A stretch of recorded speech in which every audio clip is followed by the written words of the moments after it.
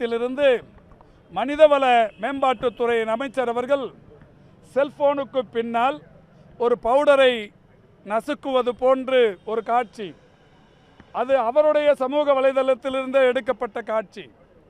அது அவருடைய பாக்கெட்டிலிருந்து கிரெடிட் அல்லது டெபிட் கார்டு போன்ற அந்த கார்டு வைத்து அந்த பவுடரை நசுக்குகிறார்.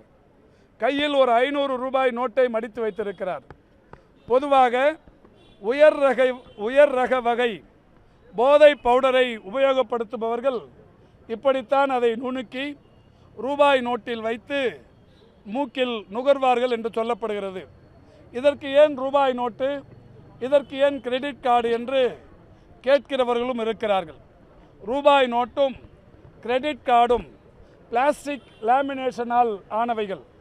இவற்றில் அந்த பவுடர் ஒட்டாது.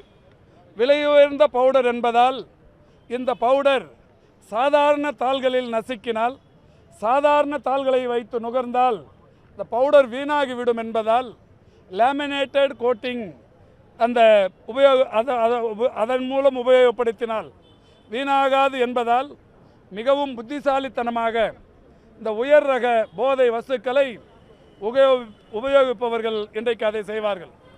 அதைத்தான் அந்த அமைச்சர் செய்திருக்கிறார். நீங்களும் கூட எல்லா தொலைக்காட்சிகளிலும் ஊடகங்களிலும் அதை வெளிப்படுத்தினீர்கள்.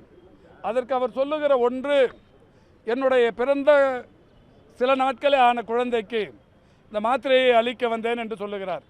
எந்த ஒரு 5 வயதுக்குட்பட்ட குழந்தைக்கும் எந்த மருத்துவரும் மாத்திரையை தருவதில்லை. அதே நேரத்தில் அவர் சொன்ன பொய்யை அவருடைய துணைவியாரே மறுத்திருக்கிறார். என்னுடைய 1.5 வயது குழந்தைக்கு நான் உணவு கொடுக்க பால் அருந்த நான் பக்கத்தில் சென்றிருந்தேன், அதற்காகத்தான் அவர் மாத்திரையை கசக்கினார் அல்லது நசுக்கினார் என்று சொல்லியிருக்கிறார். இதுவும் கூட அந்த குழந்தையோ அல்லது அவருடைய துணைவியாரோ அந்த அரங்கத்திலே இல்லாததையும் நம்மால் பார்க்க முடிந்தது. ஆக ஒரு மிகப்பெரிய அளவில் போதையை உபயோகப்படுத்தி பொது இடத்தில், அது அவர்களுடைய சமூக வலைதளத்தில் இருந்த ரீல்ஸ்களில் அந்த பதிவுகளின் மூலமே வெளிவந்ததற்கு பிறகு அதிலிருந்து தப்பிப்பதற்கு இன்றைக்கு ஏராளமான தொடர் பொய்களை சொல்லிக் கொண்டிருக்கிறார்கள். காவல்துறையினர் இன்றைக்கு குறிப்பாக நம்முடைய இளைஞர்களுக்கு போதை பழக்கங்களிலிருந்து அவர்களை விடுவிப்பதற்கு விழிப்புணர்வு பிரச்சாரம் என்பது கடந்த ஆட்சி காலத்தில் மாண்புமிகு தமிழ்நாட்டின் முதலமைச்சராக இருந்த வணக்கத்திற்குரிய முத்துவேல் கருணாநிதி ஸ்டாலின் அவர்கள் ஒவ்வொரு ஆண்டும் மாவட்ட ஆட்சித்தலைவர்கள், மாவட்ட காவல்துறை கண்காணிப்பாளர்கள் கூட்டத்தை நடத்தி ஒவ்வொரு கூட்டத்தின் முடிவிலேயும் அடுத்த நாளே தமிழ்நாடு முழுவதிலும் ஏறத்தாழ 70-80 லட்சம் மாணவர்கள் ஒரே நாளில் உறுதிமொழி ஏற்கிற வகையில் இந்த போதைக்கு எதிரான உறுதிமொழி என்பது தொடர்ந்து 5 ஆண்டுகள் எடுக்கப்பட்டது.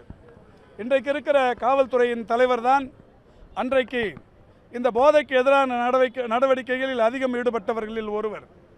அந்த போதைக்கு எதிரான விழிப்புணர்வு பிரச்சாரம் என்பது கடந்த 5 ஆண்டுகளில் மிகப்பெரிய அளவில் எடுக்கப்பட்டது. நாங்களும் கூட தொடர்ந்து சொல்லி வந்தோம். கஞ்சாவை பொறுத்தவரை 0% கல்டிவேஷன் என்பது தமிழ்நாட்டில் தொடர்ச்சியாக இருந்தது. வெவ்வேறு மாநிலங்களிலிருந்து கஞ்சா வெவ்வேறு வழிகளின் வழியே தமிழ்நாட்டுக்கு ஊடுருவுவது என்பது காவல்துறைக்கு ஒரு சவாலான செய்தியாக இருந்தாலும், கஞ்சா கல்டிவேஷன் என்பது, பயிரிடுதல் என்பது 0% என்கின்ற வகையில் அன்றைக்கு இருந்தது. காவல்துறையின் ஏடிஜிபியாக இருந்த பெருமதிப்பிற்குரிய மகேஷ் அவர்கள் நம்முடைய தென்னிந்தியாவின் காவல்துறை தலைவர்கள் மாநாட்டில் கலந்து கொண்டு தமிழ்நாட்டில் கஞ்சாவை பொறுத்தவரை 0% கல்டிவேஷன், ஆனால் பக்கத்தில் இருக்கிற ஆந்திராவில் ஒரு இடத்தில் 6000 ஏக்கரில் கஞ்சா பயிரிடப்பட்டிருக்கிறது என்கின்ற அந்த செய்தியை அந்த அதிகாரிகளிடத்தில் கூட்டத்தில் சொல்லி உடனடியாக அந்த அரசும் கூட பக்கத்திலே இருக்கிற அரசின் உயர் அலுவலர் சொல்லியிருக்கிறார் என்று சொல்லி கோடிக்கணக்கான மதிப்புள்ள அந்த கஞ்சா தோட்டத்தை அழித்தார்கள் என்பது வரலாறு. எனவே தமிழ்நாட்டில் மட்டுமல்ல, தமிழ்நாட்டை ஒட்டி இருக்கிற ஆந்திராவாக இருந்தாலும், தெலுங்கானாவாக இருந்தாலும், ஒடிசாவாக இருந்தாலும் இருந்தும் வருகிற கஞ்சா போன்ற இந்த பொருட்களை தொடர்ந்து தடுப்பதில் அன்றைக்கு தமிழக அரசின் காவல்துறை மிக தீவிரமாக செயல்பட்டது. அதில் ஈடுபட்டவர்களை காவல்துறையில் குண்டர் தடுப்பு சட்டம் போடுவதோடு மட்டுமல்லாது அவருடைய சொத்துக்களை பறிமுதல் செய்து ஏராளமான வழக்குகளை பதிவு செய்து நூற்றுக்கணக்கான குற்றவாளிகளை இன்றைக்கும் சிறையில் தள்ளி இருக்கிறார்கள்.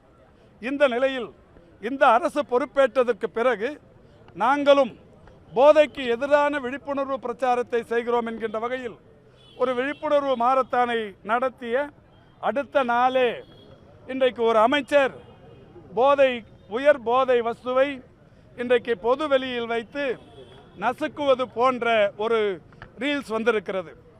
உடனடியாக இதற்கு முதலமைச்சர் பதில் சொல்ல வேண்டியது அவர் இந்த துறையை அவர் வைத்திருக்கின்ற காரணத்தினால் அவரின் ஜனநாயக கடமை. அதற்கு இதுவரை பதில் சொல்லாதது மட்டுமல்ல, அந்த அமைச்சரின் மேல் எந்த விதமான சட்டப்பூர்வமான நடவடிக்கையும் எடுக்கவில்லை, அல்லது அவரை குறைந்தபட்சம் பதவியிலிருந்து கூட நீக்கவில்லை. அதற்கு மாறாக பொய்யான காரணங்களை, பொருந்தாத காரணங்களை இன்றைக்கு தொடர்ந்து இந்த ஆட்சியாளர்கள் சொல்லிக் கொண்டிருக்கிறார்கள். இப்படி ஒவ்வொரு அமைச்சரையும் சொல்லிக்கொண்டே செல்லலாம்.